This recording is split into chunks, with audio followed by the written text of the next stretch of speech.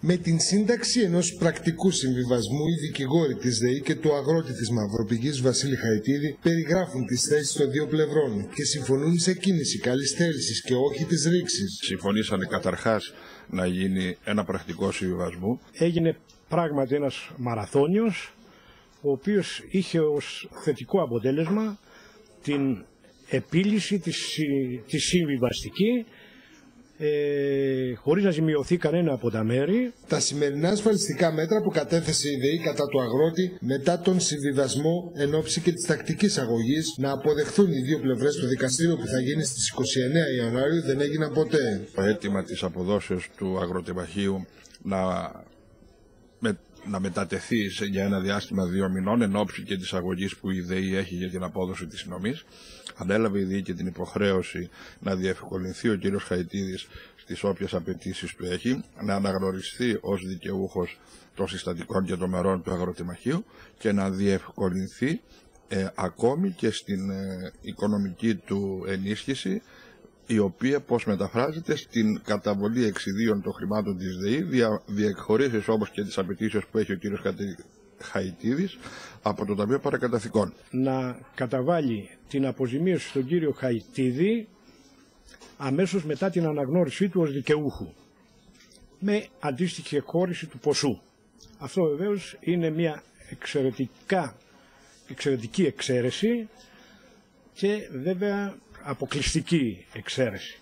Πιστεύω με αυτή την αντιμετώπιση η ΔΕΗ έδειξε το καλό της πρόσωπο, έδειξε το κοινωνικό της πρόσωπο στους κατοίκους. Μετά τη σημερινή εξέλιξη του θέματος αποδεικνύεται ότι οι αγώνες δεν πάνε χαμένοι και οποιοδήποτε είναι απέναντι όταν έχεις δίκιο, το βρίσκεις αρκεί να παλέψεις γι' αυτό. Συγκεκριμένα, με το πρακτικό συμβιβασμό η ΔΕΗ συμφώνησε να καταβάλει άμεσα τα χρήματα για την απολωτρίωση των χωραφιών του Βασίλη Χαϊτίδη, στο ακέραιο του ποσού που θα ορίσει το εφετείο, αποδεχόμενη μάλιστα να πληρώσει και ποινική ρήτρα 100 ευρώ για κάθε ημέρα καθυστέρησης. Παράλληλα, δια του πληρεξούσιου δικηγόρου Άνθιμου Καγιόγλου, η ΔΕΗ απέσυρε κάθε είδους δίωξη κατά του αγρότη της Μαυροπηγής. Υπάρχει μια συνένεση και από τις δύο πλευρές.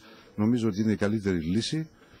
Και σε αυτήν την κατεύθυνση θα πρέπει όλοι να προσπαθούμε για να μπορέσει η ΔΕΗ και να λειτουργήσει η ΔΕΗ, αλλά και όλοι οι κάτοικοι, οι ενδιαφέρομενοι, εν πάση περιπτώσει οι πληττόμενοι, να μπορούν να δικαιώνονται. Από την πλευρά του, ο Βάσος Χαϊτίδης δέχτηκε να παραδώσει τα χωράφια στη ΔΕΗ για την επέκταση του ορυχείου μία εβδομάδα νωρίτερα από τις 29 Ιανουαρίου, που είναι το δικαστήριο για την τιμή μονάδας των δεντροφυτεμένων χωραφιών που καλλιεργεί. Θεωρώ ότι είναι ένα βήμα σε μια επίδειξη καλής συνεργασίας στο μερό, διότι όπως ξέρετε οι πληττόμενοι της περιοχής μας μέχρι στιγμής μόνο παράπονα έχουν. Ευελπιστούμε ότι ίσως αυτό είναι ένα έναυσμα για μια καλύτερη συνεργασία, πράγμα που θα το δούμε στο μέλλον. Στο δικαστικό μέγαρο της Κοζάνης, όπου θα εκδικάζονταν τα ασφαλιστικά μέτρα κατά του Βασίλη Χαϊτίδη, από το πρωί για συμπαράσταση παραβρέθηκαν 50 κάτοικοι της Μαυροπηγής, οι οποίοι και αποχώρησαν ευχαριστημένοι μετά τον συμβιβασμό με τη ΔΕΗ, θεωρώντας ότι μια μάχη για τη Μαυροπηγή κερδίθηκε και δόθηκε πίστοση χρόνου για τη μέγιστη προετοιμασία του τακτικού δικαστηρίου του Ιανουαρίου.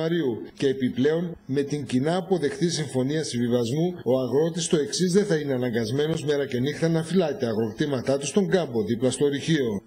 Έτσι ανοίγει ένας δρόμος επίλυσης των διαφορών όταν ανακύπτουν, διότι είναι αναπόφευκτο να ανακύπτουν μέσα στις πολυσχηδείς σχέσεις που έχει η ΔΕΗ με τους κατοίκους εδώ πέρα, επίλυση της διαφοράς συμβιβαστικής. Τα βρήκα δηλαδή στην ουσία, επομένως νομίζω ότι το πρόβλημα ξεπερνιέται και διευκολύνει και τους κατοίκους της Μαυροπηγής και την ίδια την επιχείρηση. Και επίσης πρέπει να πω ότι διευκολύνει και τους 500 εργαζόμενους οι οποίοι κινδυνεύαν να βρεθούν στους δρόμους. Είναι υπέρ μας αυτό, υπέρ του χωριού, και αποδεικνύει ότι όντως οι αγώνες πρέπει να γίνονται και ας είναι αντίπαλος η ΔΕΗ.